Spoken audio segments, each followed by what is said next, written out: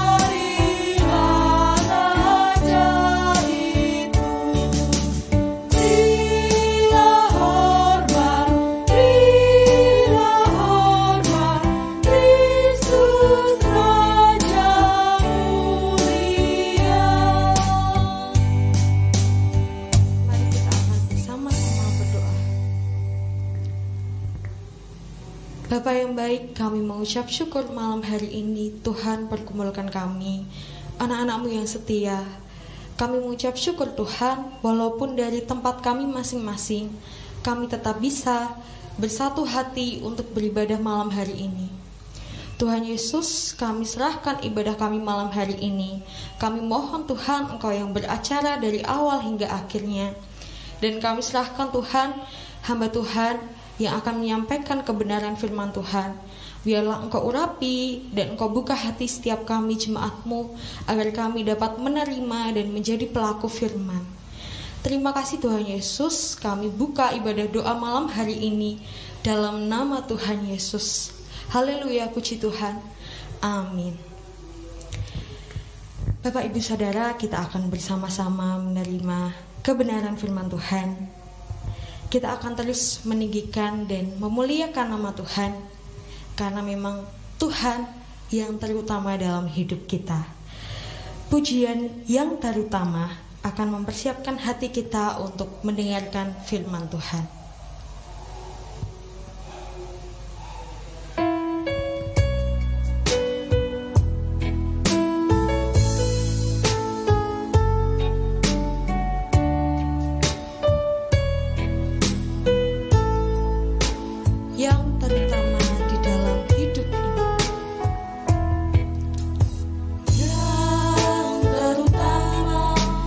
Dalam hidup ini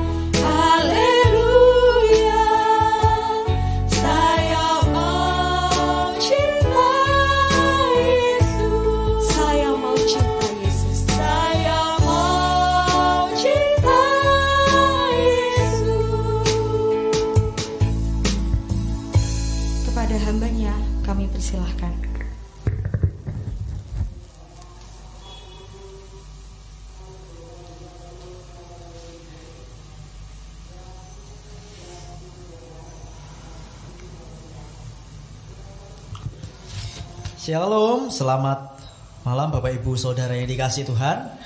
Sebelum kita bersama-sama mendengarkan kebenaran firman Tuhan, mari kita tundukkan kepala, kita berdoa sejenak.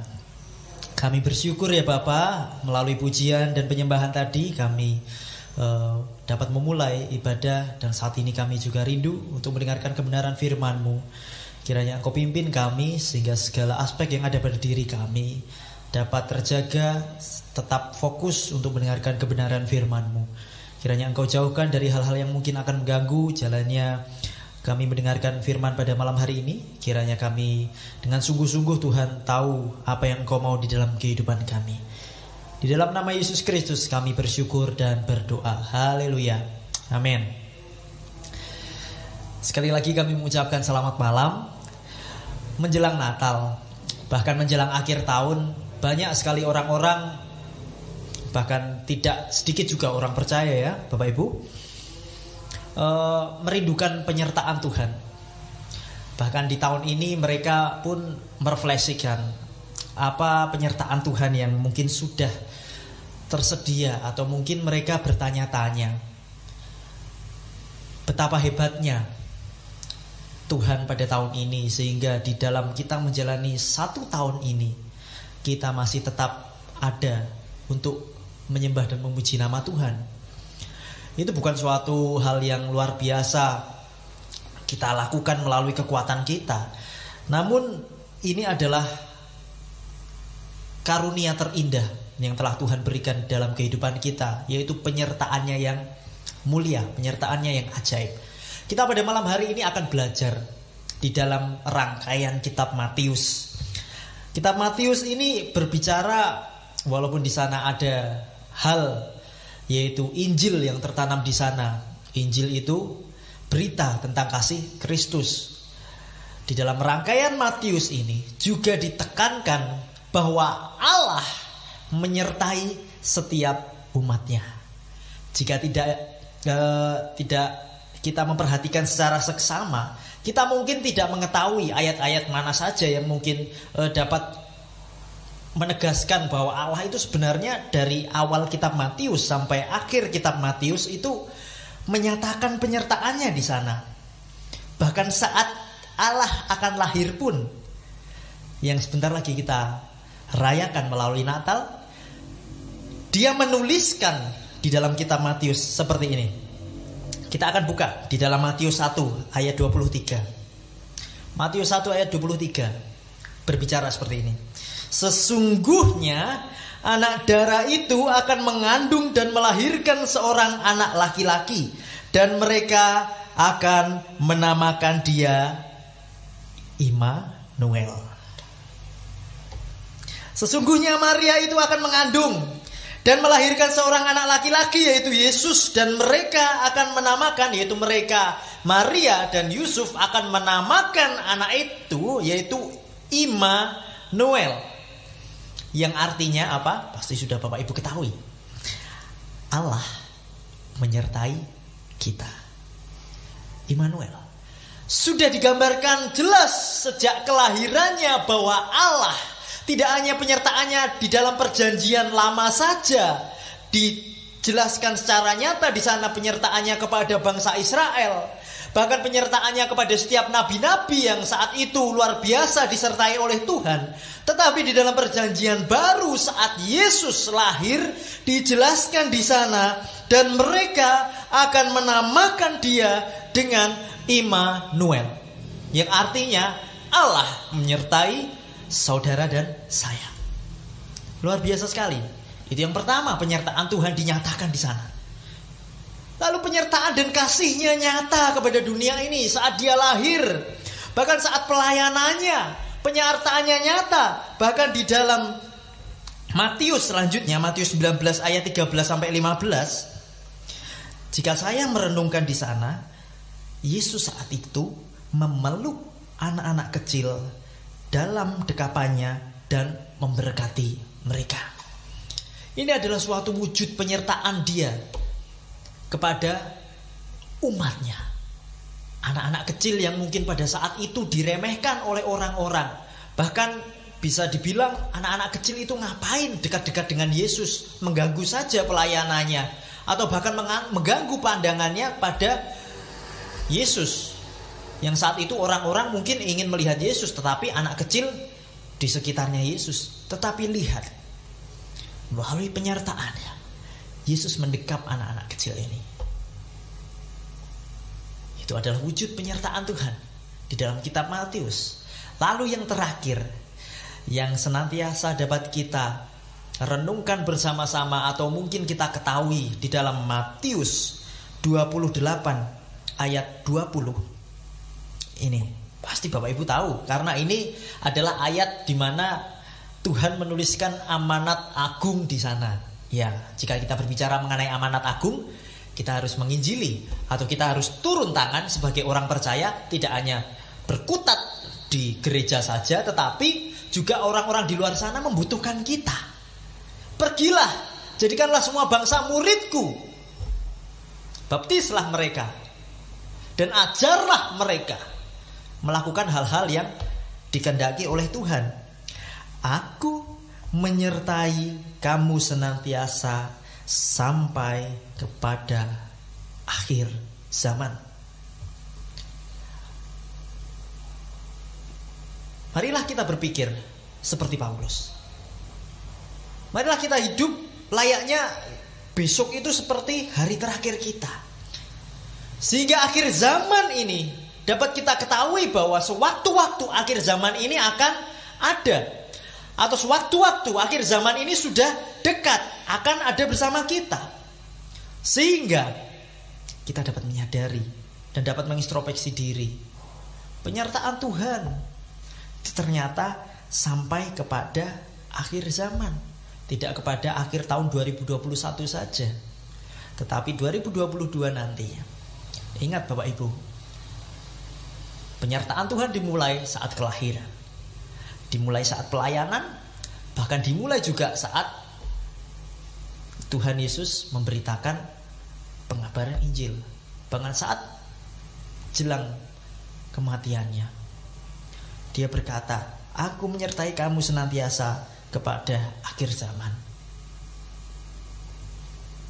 Saat kita membaca kitab Matius, bahkan saya sendiri merenungkan, luar biasa sekali Tuhan. Tidak berhenti di dalam perjanjian lama saja penyertaannya, tetapi di dalam perjanjian baru. Bukan saat dia lahir atau dia sudah ada di dunia, maksud saya, tetapi saat akan ditetapkan Maria, akan lahirlah seorang bayi tersebut. Di kitab Matius sudah menjelaskan, dia akan diberikan nama Immanuel, Allah menyertai kita. Supaya setiap orang pada saat itu mengetahui bahwa penyertaan Tuhan tidak berhenti saja pada perjanjian lama pada saat itu. Ternyata sampai kepada saat ini kita juga bisa merasakan penyertaan Tuhan yang luar biasa. Sehingga di tahun 2022, mari kita tetap berpegang teguh dan mengandalkan Tuhan kita, karena hanyalah Dia Allah Immanuel, Allah yang menyertai kita. Amin. Kiranya Tuhan Yesus memberkati.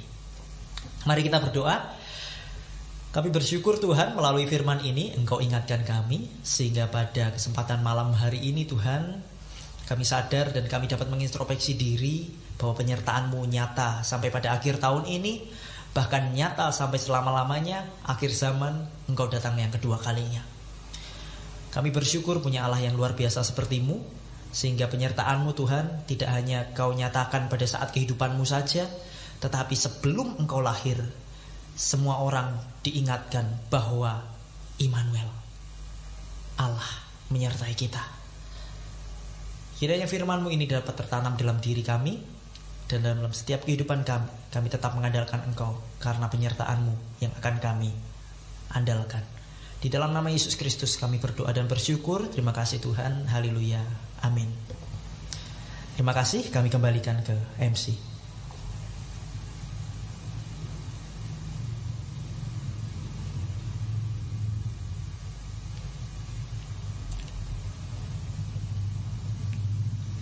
Puji nama Tuhan, kita setelah menerima berkat kebenaran firman Tuhan, saatnya kita akan berdoa kepada Tuhan. Kita akan membawa setiap pergumulan kita kepada Tuhan. Pokok doa akan ditayangkan di akhir ibadah. Mari kita menyiapkan hati kita dengan memuji Tuhan. Aku percaya. Kita percaya bahwa Tuhan kita ajaib, Tuhan kita dahsyat, mampu menyertai kita selama-lamanya.